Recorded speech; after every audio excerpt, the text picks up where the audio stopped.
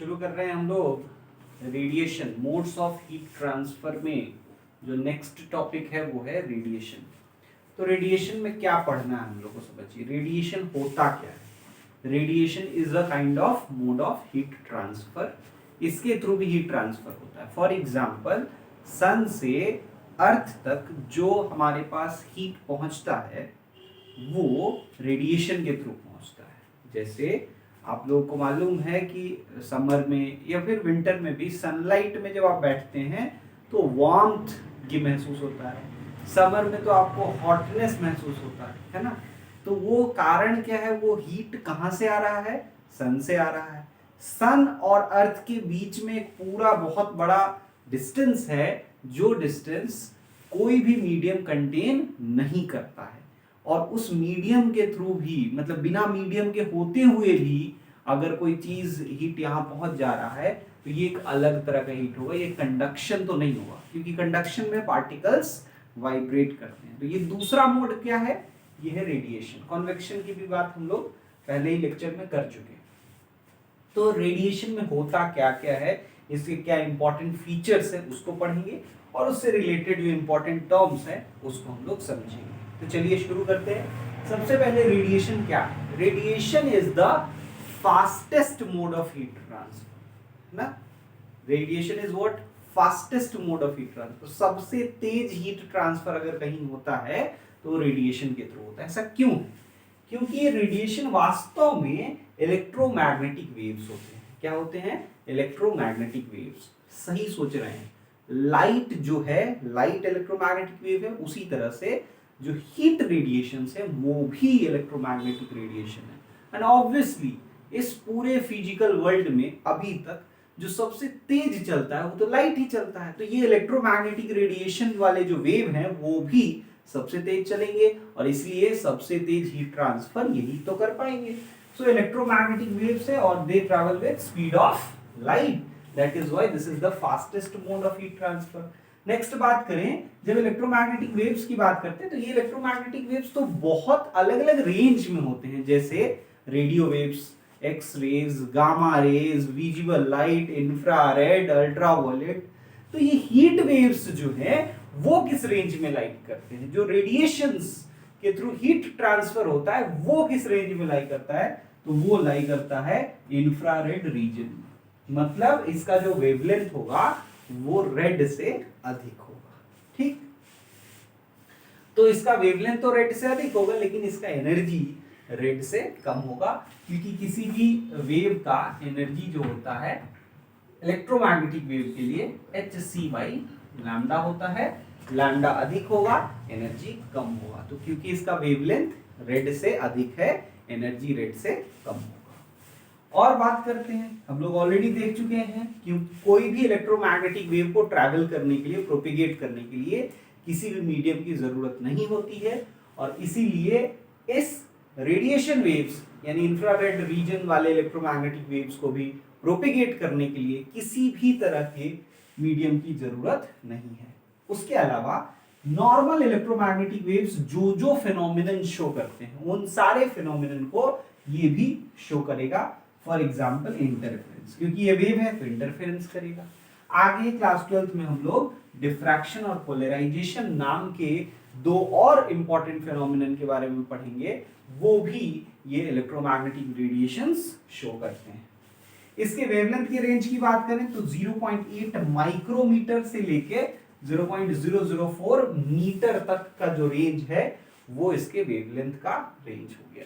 ये बेसिक चीजें होगी अबाउट रेडिएशंस। अब हम लोग बात करते हैं important terms. Before we study about radiation, radiations के बहुत सारे इफेक्ट्स और लॉज को पढ़े, थ्योरी को पढ़े, उससे पहले कुछ इंपॉर्टेंट टर्म्स को समझना जरूरी है।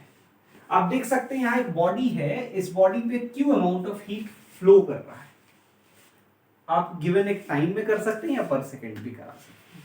सो लेट्स अज्यूम कि इस पे क्यू अमाउंट ऑफ हीट कहीं से फॉल कर रहा है। तो जो हीट एनर्जी इस पे फॉल करेगा, ये रेडिएशन इस पे फॉल करेगा, उसके साथ तीन चीजें हो सकती है। कुछ रेडिएशंस ये एब्जॉर्ब कर लेगा। आप देखते हैं कि कोई चीज को अगर धूप में रख देते हैं तो थोड़ी देर बाद गर्म हो जाता है। क्यों हो जाता है भाई, वो रेडिएशन जो उसमें फॉल हो रहा है उसका कुछ हिस्सा वो एब्जॉर्ब करता है और उसकी वजह से उसके मॉलिक्यूल्स तेजी से वाइब्रेट करते हैं, उसकी वजह से उसका टेम्परेचर बढ़ जाता है। दूसरा, उसके साथ और क्या हो सकता है, हीट जो फॉल हुआ उसका एक हिस्सा रिफ्लेक्ट कर सकता है, तो उसका एक हिस्सा रिफ्लेक्ट कर गया और एक हिस्सा ट्रांसमिट कर जाता है। मतलब जो हीट फॉल हुआ उसके साथ तीन चीजें हुई, कुछ हिस्सा एब्जॉर्ब हुआ, कुछ हिस्सा रिफ्लेक्ट हुआ और कुछ हिस्सा ट्रांसमिट कर गया। तो यहां पे हम लोग को तीन इंपॉर्टेंट टर्म्स समझना है। एक टर्म यहां पे लिखा हुआ है रिफ्लेक्टेंस, उसी तरह से एब्जॉर्प्टेंस भी है और ट्रांसमिटेंस भी है। तो ये रिफ्लेक्टेंस जो है वो हम लोग यहां पे स्मॉल r से डिनोट कर रहे हैं, and this is the ratio of energy reflected upon energy incident. जितना एनर्जी रिफ्लेक्ट हुआ अपॉन जितना एनर्जी उस पे इंसिडेंट हुआ, ये जो रेशियो है वो उस मटेरियल का क्या कहलाएगा, रिफ्लेक्टेंस कहलाएगा। उसी तरह से दूसरा चीज होता है एब्जॉर्प्टेंस। एब्जॉर्प्टेंस क्या होगा, heat energy absorbed upon the ratio of total heat energy incident is called absorptance. और उसी तरह से transmittance, heat energy transmitted upon total heat incident on the body is called transmittance.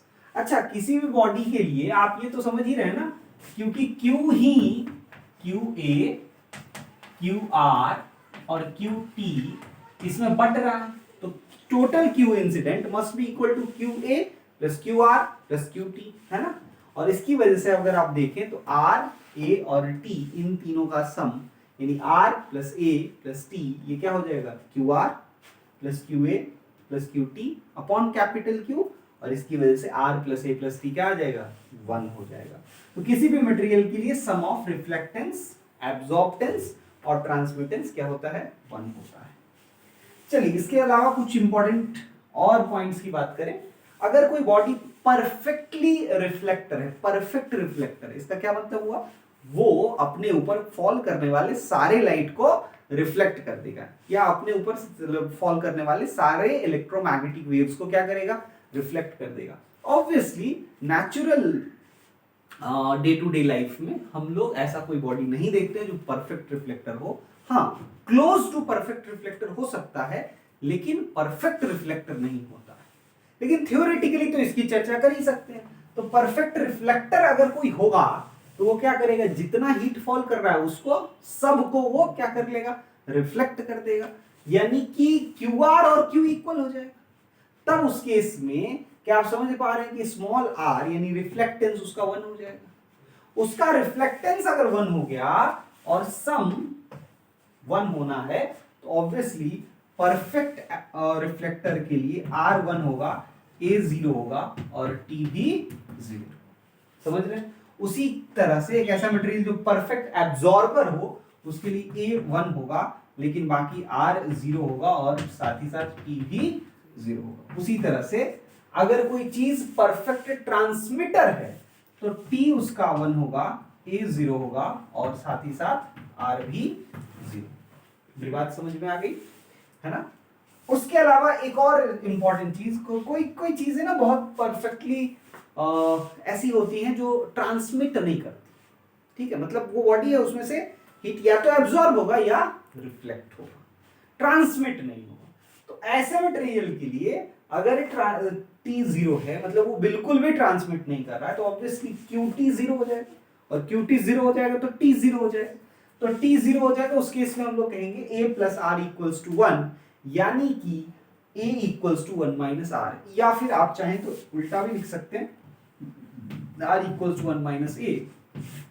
इस इक्वेशन से क्या समझ में आता है, इस इक्वेशन से ये समझ में आता है कि जिसके लिए R बड़ा होगा उसके लिए A छोटा होगा, और जिसके लिए A बड़ा होगा उसके लिए R छोटा होगा। इसका मतलब ये हुआ कि अगर कोई बहुत अच्छा एब्जॉर्बर है तो वो बहुत खराब रिफ्लेक्टर होगा, और अगर कोई बहुत अच्छा रिफ्लेक्टर है तो वो बहुत ही खराब एब्जॉर्बर होगा। तो ये कुछ इंपॉर्टेंट चीजें थी जो हमें समझनी थी। पहले इसको कॉपी कर लीजिए, फिर आगे बढ़ेंगे। चलिए, तो अब हम लोग नेक्स्ट टॉपिक देखने जा रहे हैं, उसमें हम लोग पढ़ेंगे एमिशन के बारे में।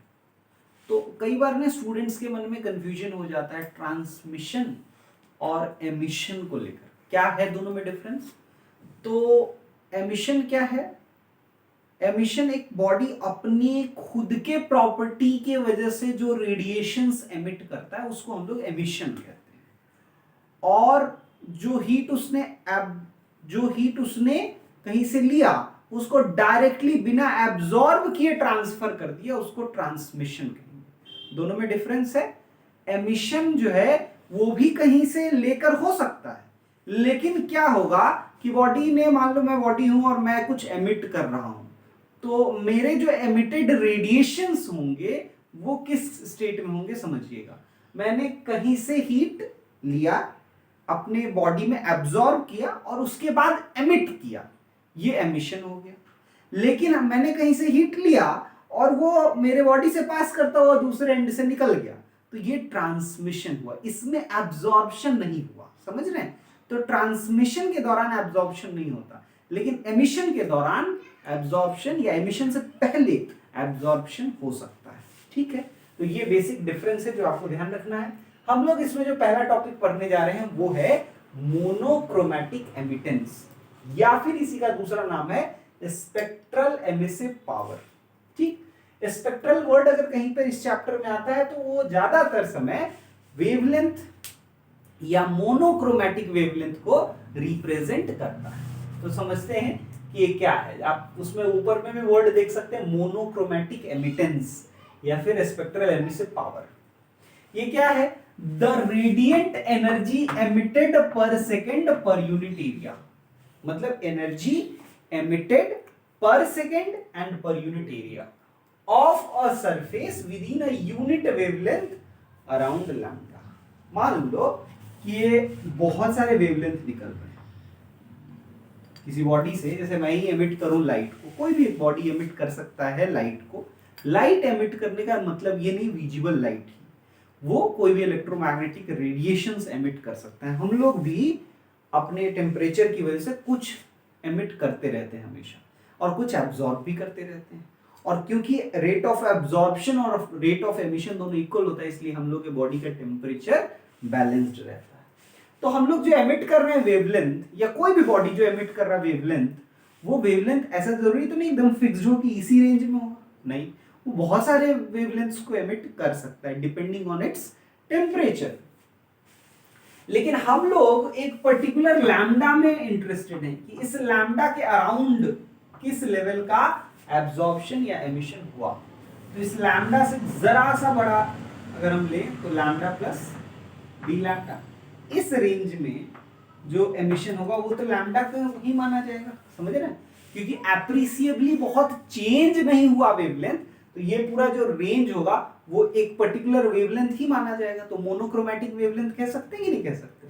जैसे ये अगर 400 नैनोमीटर है तो ये कोई 500 नैनोमीटर तो नहीं हो गया ना, समझ रहे हैं? बहुत कम चेंज हुआ। तो 400 नैनोमीटर है, उसमें 400.0000001 नैनोमीटर इस टाइप का कुछ आया, तो उसमें लगभग माना जा सकता है कि 400 नैनोमीटर ही है, उसी पर्टिकुलर वेवलेंथ के रेडिएशन एमिट हो रहे हैं। तो मान लेते हैं कि कोई बॉडी इसमें D dash amount of energy emit करता है। कितना amount of energy? D dash, क्योंकि छोटा सा रेंज लिया है वेवलेंथ का तो छोटा एनर्जी भी लेंगे, तो डी डैश। अगर कोई बॉडी है वो D dash amount of energy release कर रहा है टी टाइम, तो एनर्जी रिलीज पर यूनिट टाइम क्या लिखेंगे? डी डैश बाई टी, है कि नहीं? और वो बॉडी का एरिया, जिस एरिया से वो एमिट कर रहा है वो ए है, तो एनर्जी एमिटेड पर सेकेंड पर unit area D dash by A into T होगा। उसके बाद बोला with in a unit wavelength around lambda, तो पर यूनिट वेवलेंथ भी है ना, पर यूनिट वेवलेंथ। तो यहां पे क्योंकि हम लोग रेंज उसको डी लैम्डा का दे रहे हैं तो हम लोग डिवाइड भी डी लैम्डा से करेंगे, तो पर यूनिट वेवलेंथ भी हमने निकाल दिया। ये जो चीज है ना, energy emitted per unit area per unit time per unit wavelength, इसी को हम लोग बोलते हैं मोनोक्रोमैटिक एमिटेंस या फिर स्पेक्ट्रल एमिसिव पावर। ठीक, अच्छा, इस पूरे चीज को हम लोग कह सकते हैं energy emitted per unit area per unit time, उसको हम लोग डी से डिनोट कर लेते हैं।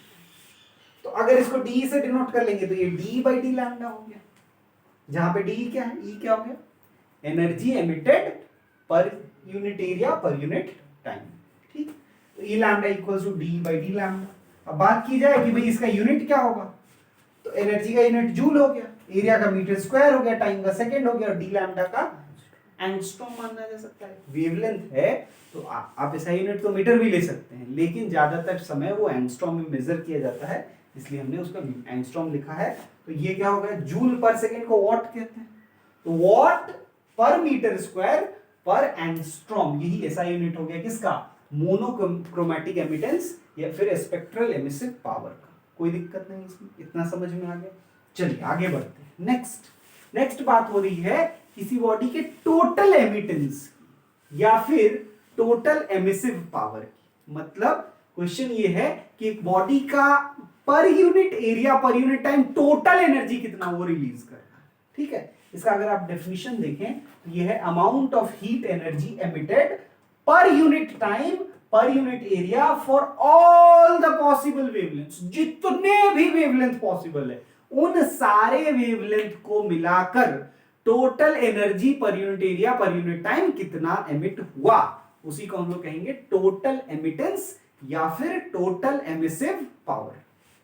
तो इसको टोटल एमिसिव पावर को क्या लिखेंगे, E equals to integration of D, है ना। डी तो हमने एक डी लैम्डा के बीच में जो एनर्जी एमिट हुआ था पर unit area per unit time, उसको लिया था। डी यही कहते ना कि लैम्डा प्लस डी लैम्डा के बीच में जो energy emitted per unit area per unit time था, उसी को हमने क्या कहा था, डीई। अब इसको 0 से इंफिनिटी के रेंज में सारे वेवलेंथ के लिए अगर इंटीग्रेट कर देंगे तो क्या total energy emitted per unit area per unit time आ जाएगा। तो वही हमने कहा E equals to integration of d E from 0 to infinity, और डी का वैल्यू देखिए आप यहां से क्या लिख सकते हैं, d equals to E lambda into d lambda, लिख सकते हैं कि नहीं लिख सकते। तो हमने डी को लिख लिया E lambda into d lambda from 0 to infinity. अब बताइए, आप सोचिए कि भाई इसका यूनिट क्या होना चाहिए। तो इसका यूनिट, क्योंकि इसमें पर यूनिट वेवलेंथ नहीं है, इसमें केवल energy emitted per unit area per unit time है, इसलिए वॉट पर मीटर स्क्वायर ये हो जाएगा ऐसा यूनिट ऑफ टोटल एमिटेंस या फिर ऐसा unit of total emissive power. इतना कॉपी करिए फिर आगे बढ़े। चलिए अब नेक्स्ट टॉपिक को देखते हैं। नेक्स्ट टॉपिक है एमिसिव पावर। अभी जो हमने किया था वो टोटल एमिसिव पावर है। अब देखेंगे तो जनरली बुक्स में एमिसिव पावर ही डिफाइन किया हुआ है। टोटल एमिसिव पावर और एमिसिव पावर दोनों बहुत अलग चीज नहीं है। एचसी वर्मा में एक अलग से ये टॉपिक एमिसिव पावर दिया है और उसमें सॉलिड एंगल की भी चर्चा की हुई है, तो इसलिए इसको भी हम लोग देख लेते हैं। जो टोटल एमिसिव पावर था ना पर यूनिट सॉलिड एंगल, उसी को हम लोग कहते हैं एमिसिव पावर, ठीक है। कई बार बुक्स में एमिसिव पावर कहता है तो उसका मीनिंग टोटल एमिसिव पावर होता है, और इसी एमिसिव पावर का कई बार मीनिंग ये भी होता है, ठीक है। तो कंफ्यूजन है थोड़ा बहुत, लेकिन ये दोनों आपस में डायरेक्टली प्रोपोर्शनल है, तो इनका जो रेशियो निकाला जाता है तो कोई बहुत बड़ा डिफरेंस नहीं आता, सेम ही आ जाता है, इसीलिए दोनों ही एक्सेप्टेबल है। तो इसको देख लेते हैं क्या है। मान लीजिए एक छोटा सा बॉडी है, उसका बॉडी के डेल्टा ए एरिया से कुछ डेल्टा यू एनर्जी निकल रहा है इन टाइम डेल्टा टी। तो इसमें भी वही कहते हैं एनर्जी रेडिएटेड पर यूनिट टाइम पर यूनिट एरिया, उसके साथ एक बस एक्स्ट्रा ऐड हो जाता है पर यूनिट सॉलिड एंगल, इसी को बोलते हैं एमिसिव पावर, है ना। तो इसका यूनिट क्या होगा, सॉलिड एंगल क्या होता है ये भी थोड़ा सोच लिया जाए। सॉलिड एंगल होता क्या है, आप कोन को देखें ना, कोन को दो लाइन रहता है, दो लाइन के बीच में ये एंगल बनाते हैं, इसको बोलते हैं प्लेन एंगल, इसका यूनिट होता है रेडियन।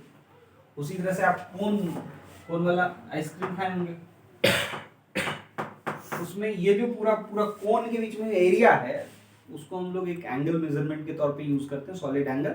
आगे हम लोग गॉस लॉ में जब इलेक्ट्रोस्टैटिक्स पढ़ेंगे तो गॉस लॉ में सॉलिड एंगल के बारे में डिटेल में पढ़ेंगे। आप लोग यूनिट डायमेंशन में भी पढ़े हैं इस सॉलिड एंगल की। इसका यूनिट होता है स्टे रेडियन।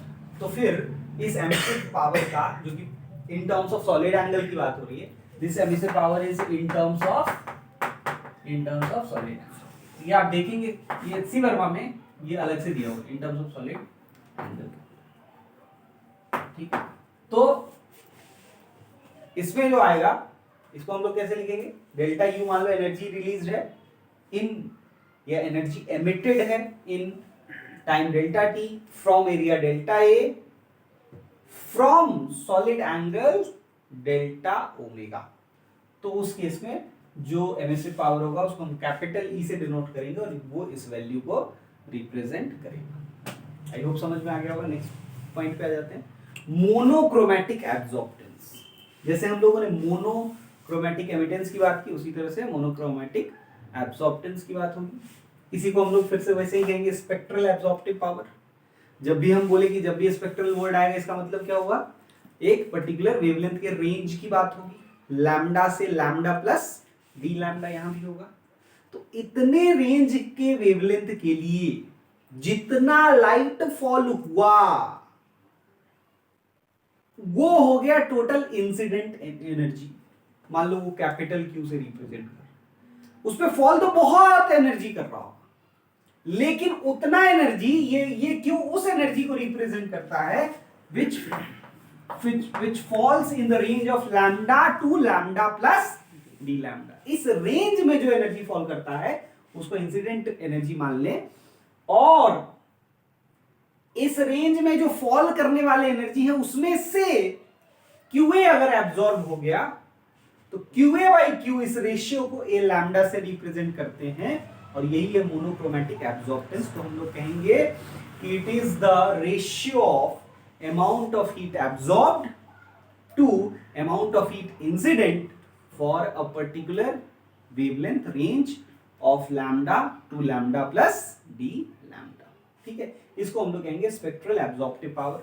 उसके बाद आता है यहीं से टोटल एब्जॉर्प्टिव पावर। अच्छा अब देखिए यहाँ पर स्पेक्ट्रल एमिसिव पावर का यूनिट था, उसको हमने देखा, वो अलग तरह से डिफाइन होता है और ये अलग तरह से डिफाइन होता है, इसलिए इसके यूनिट को अगर आप ध्यान से देखिए तो it will be A unitless quantity, क्योंकि ये हीट का क्या है, हीट का रेशियो है। दोनों तरफ न्यूमरेटर और डिनोमिनेटर दोनों में ही हीट है, इसीलिए रेशियो होने की वजह से वो यूनिटलेस और डायमेंशनलेस क्वांटिटी हो जाएगा।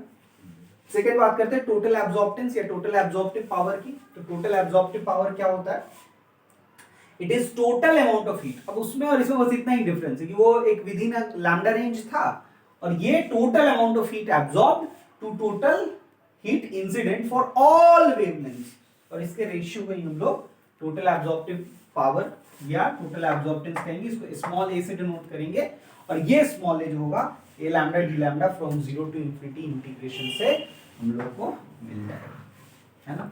तो ये हो गया हमारा कुछ इंपॉर्टेंट और टर्म्स, बाकी देखेंगे, पहले इतना कॉपी कर लें। तो चलिए अब नेक्स्ट टॉपिक देखते हैं। इसमें ब्लैक बॉडी के बारे में समझेंगे कि ब्लैक बॉडी क्या होता है। ब्लैक बॉडी क्या होता है समझिएगा, कोई भी एक ऐसा बॉडी जो अपने ऊपर फॉल करने वाले सारे के सारे रेडिएशंस को एब्जॉर्ब कर ले, चाहे वो किसी भी वेवलेंथ का रेडिएशन हो, उन सारे वेवलेंथ्स को जो बॉडी एब्जॉर्ब कर लेता है उसी को हम लोग ब्लैक बॉडी कहते हैं। What is a black body, it absorbs all radiations of all wavelengths incident on it. ये हो गया डेफिनेशन ब्लैक बॉडी। तो अगर कोई लाइट फॉल करता है या कुछ रेडिएशंस फॉल करते हैं उस बॉडी पे और वो सारा एब्जॉर्ब कर रहा है, तो हमने देखा था कि बाकी दो काम नहीं हो रहे इसके लिए। इसका ये मतलब है कि ट्रांसमिशन नहीं हो रहा है, वो ट्रांसमिट बिल्कुल भी नहीं कर रहा, वो रिफ्लेक्ट बिल्कुल भी नहीं कर रहा है। So it neither reflects nor transmits. और अगर रिफ्लेक्शन नहीं होगा और ट्रांसमिशन नहीं होगा तो रिफ्लेक्टेंस जीरो होगा, ट्रांसमिटेंस जीरो होगा और एब्जॉर्बटेंस 1 होगा। ये होता है ब्लैक बॉडी के डेफिनेशन की बात। अब आगे बढ़ते हैं, नेक्स्ट है व्हेन परफेक्टली ब्लैक बॉडी, अगर परफेक्टली ब्लैक बॉडी को आप हीट कर दें एक सुटेबल टेम्परेचर तक, तो क्या करता है कि वो सारे वेवलेंथ्स को, सारे पॉसिबल वेवलेंथ्स को क्या करता है, एमिट करता है। तो वो बढ़िया एमिटर भी हुआ, लेकिन ये तब जब उसको आप सुटेबल टेम्परेचर तक हीट कर देते हैं। So when perfectly black body is heated to suitable high temperature, it emits radiation of all wavelengths, सारे wavelength मतलब जीरो से लेके इन्फिनिटी तक के सारे wavelengths को ये क्या करता है बोलो, emit कर देता है। जैसे एग्जाम्पल में sun is very close to being a perfectly black body, ये सारे तरह के वेवलेंथ्स के रेडिएशंस को क्या करता है, एमिट करता है। इसमें इंफ्रारेड है, इसमें सारे विजुअल लाइट हैं, इसमें अल्ट्रा वायलेट है, इसमें बाकी रेज भी हैं जो हार्मफुल रेज होते हैं। अब अगर हमको लैबोरेटरी में इस तरह का कुछ ब्लैक बॉडी बनाना हो तो क्या करना होगा, उसके लिए जो अरेंजमेंट है वो अरेंजमेंट यहाँ पे दिया हुआ है। This is laboratory equivalent of black body. मतलब लैबोरेटरी में अगर हम ब्लैक बॉडी का कुछ एक्सपेरिमेंट करना चाहें तो सन को तो उठा के नहीं लाएंगे, तो अपने हिसाब से कुछ ऐसा बनाएंगे जो ब्लैक बॉडी जैसा बिहेवियर शो करता है। तो हम लोग ऐसा बनाए हैं, ये एक्चुअली में डबल वॉल्ड, 2 लेयर का वॉल रहता है इसमें, और इवैक्यूएटेड स्फेरिकल कैविटी, ठीक है, डबल लेयर का वॉल रहेगा इसमें, और इसमें से सारे एयर मॉलिक्यूल्स को इवैक्यूएट कर चुके हैं। वैसा एक ऐसा स्फेरिकल कैविटी को ही हम लोग laboratory equivalent of black body कहते हैं। ये इस पे फॉल करने वाले जितने रेडिएशन है, इसके अंदर एक छोटा सा कैविटी रहता है, इस छोटे से कैविटी से लाइट फॉल करता है, और जहां पे ये फॉल करता, अगर पूरा प्लेन सरफेस होता तो लाइट फॉल करता और कुछ रिफ्लेक्ट करके आ जाता अंदर। पहले तो ब्लैक कर दिया जाता पूरा, तो ब्लैक करने से क्या होता है, जो रेडिएशन फॉल कर रहा है उसको वो एब्जॉर्ब करता है। हमको मालूम है जो नॉर्मली ब्लैक दिखने वाले बॉडीज हैं वो ब्लैक इसीलिए देखते हैं क्योंकि वो most of the light rays को क्या कर ले रहे हैं, एब्जॉर्ब कर ले रहे हैं। तो ब्लैक कर दिया जाता है अंदर में, तो मान लो 99% लाइट एब्जॉर्ब हो गया, 99% ऑफ रेडिएशन एब्जॉर्ब हो गया, और 1% रिफ्लेक्ट करता अगर ये प्लेन बनाते। लेकिन हमने जानबूझ के इस तरह का एक शेप बना दिया, उससे क्या हुआ, लाइट गया फॉल किया, 99% तो यही एब्जॉर्ब हो गया, जो कुछ बचा जो रिफ्लेक्ट करने लायक था वो रिफ्लेक्ट हुआ भी तो अंदर में ही किसी सरफेस पे फिर से टकराया, तो उस 1% का फिर 99% एब्जॉर्ब हो गया, फिर उसका 1% जो बचा वो रिफ्लेक्ट हुआ होगा यहाँ पे, फिर उसका 99% क्या हो गया, एब्जॉर्ब हो गया, एंड सो ऑन। इस तरह से पूरा ही लाइट उसके अंदर ट्रैप होके रह गया। तो क्या आप समझ पा रहे हैं कि this is acting as a black body? Yes, so this is acting as a black body, और ब्लैक बॉडी के जितने भी एक्सपेरिमेंट है हम लोग इसी से करते हैं। इसको हम लोग फ्रीज ब्लैक बॉडी के नाम से जानते हैं। तो इसके आगे ब्लैक बॉडी के बारे में और कुछ इंपॉर्टेंट चीजें पढ़ेंगे, पहले इतना आप कॉपी कर लें। चलिए अब नेक्स्ट टॉपिक देखते हैं। नेक्स्ट टॉपिक है हमारा एमिसिविटी। क्या होता है एमिसिविटी, है ना, कंफ्यूज नहीं होना है। एमिसिव पावर अलग चीज है और एमिसिविटी अलग चीज है। हालांकि एमिसिव पावर से रिलेटेड ही है एमिसिविटी। तो एमिसिविटी किसी बॉडी का क्या होता है, at a given temperature the ratio of emissive power of a body to emissive power of black body, इसी को हम लोग कहते हैं एमिसिविटी। ठीक है भाई, मतलब